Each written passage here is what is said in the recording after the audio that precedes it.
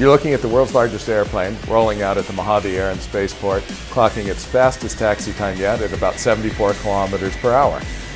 This is a milestone for this giant, soon-to-be flying beast. This gets us one step closer to actual flight test when they'll need to get up to probably about twice the speed, 150 kilometers per hour.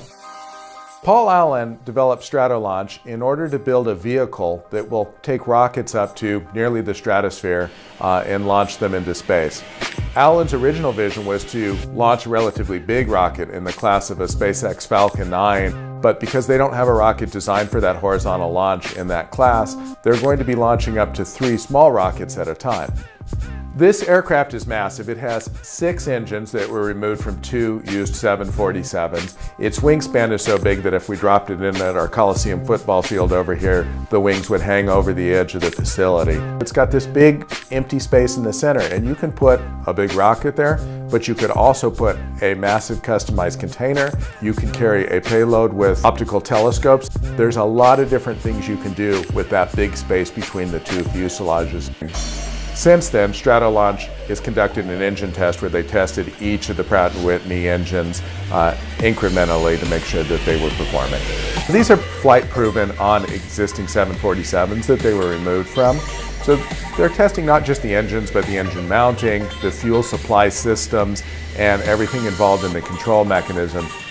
At the end of the year, they capped it off with an actual taxi test where they tested out the brake systems, the hydraulics, and some of the control systems that will be necessary to move the plane on the ground and, importantly, make sure that it can land safely.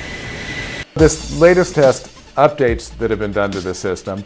In particular, they're testing the braking systems, they're testing the hydraulics on the control surfaces, they're testing the effect of the design under a decent airflow across the air surfaces. By moving the plane quickly through the air and adjusting the control surfaces, they can begin to see how some of the response is. They can feed all of this data into their digital flight control systems that they use both for the plane and, importantly, for the simulators that the pilots that will be trained to fly the vehicle can use, because this vehicle is of a class that's never been flown before. There is no training program, and you need a very accurate simulator. Looking at what they're doing now on the ground, I would expect that we may see this vehicle take off by the end of the year or next year. I think there's a great deal of promise for this idea of launching rockets from above the atmosphere, anytime at any orbital inclination. This gives incredible flexibility to potential future human spaceflight.